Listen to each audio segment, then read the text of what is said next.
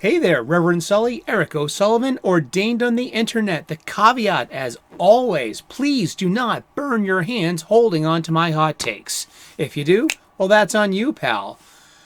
I got something, one of my favorite movies, A History of Violence by David Cronenberg. Please do not be triggered by any violence that's behind me, like this.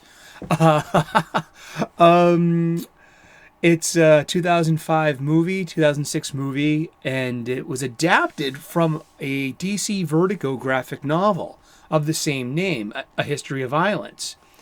I've loved this movie for a long time. It hits me deep down inside because I really identified with the son, and how when the son realizes who his father is, when he gave himself permission to stand up to his bullies, I really had an affinity towards that. It was because my father was some kind of legendary Dorchester badass. And I inherited all of his anger, but none of his toughness. And yeah, him and his brothers were like a family of Dorchester tough people. And thank goodness that he wasn't around in my formative years, or I would have ended up a different person. And or maybe not. Who knows? But I tracked down a copy of the out of print graphic novel. It was used, and it was from a library too. So it was like taken off the shelves in the library.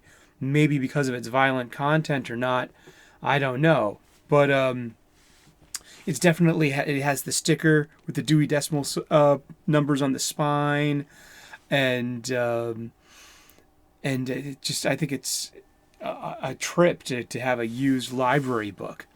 Yet this is one of the first, not one of the first, but one of the rare circumstances where the adaptation of the movie is a lot better than the book. The book has some grotesque scenes, and it has the protagonist be more of an unwilling participant in his violence and his history of violence, and the resolution, falls kind of flat-footed. Yet in the adaptation, it's just done in a better way, where Tom/Joey owns that past. He relished that past, and he was a badass, and he wasn't just part of getting caught up in some neighborhood toughies and had to go on the lam. No, he was part of it. And specifically William Hurt, his character as the brother. That scene in the beginning of Act 3. Hey, broine. Oh, God, that gets me every time. Well, that character was changed a lot in the adaptation. And there is no, there was a brother, but it wasn't the William Hurt character or the dynamic between Viggo Mortensen. And I just got to say that this is one of the few rare circumstances where the movie is so much better than the book. I mean, how often does that happen? So, A History of Violence. It's a really interesting movie. It's pretty violent.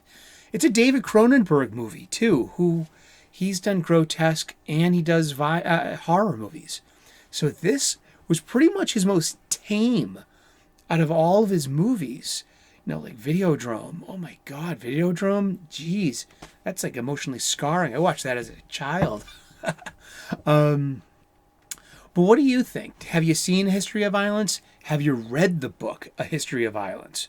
What do you think about the adaptations of books into movies? Have you seen a movie that is better than its original book?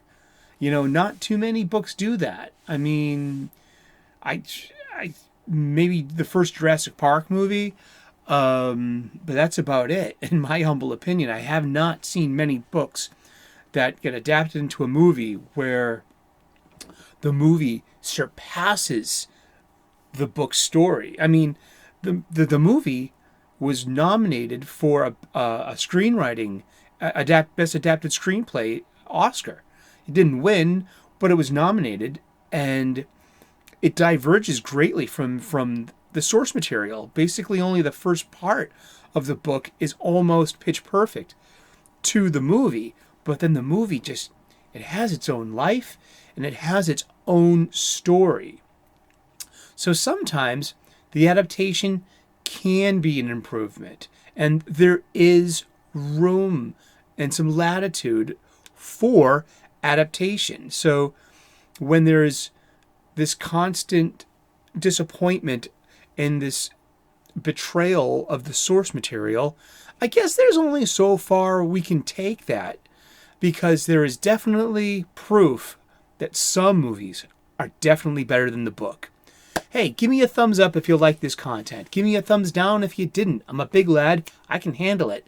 Leave a comment in the comments section. And give a subscribe if you can. I love making YouTube content. I make cooking videos too. And I want to improve your home cooking home game because I'm a professional chef. But A History of Violence, it's a tough movie to get through. If you're not into violence, don't watch it. I get less and less happy with violent movies the older I get, and but it's definitely an improvement over the book. I'll tell you that much. But hey, what do you think? Let me know in the comments section. God bless you, namaste, and have a great day. Thank you.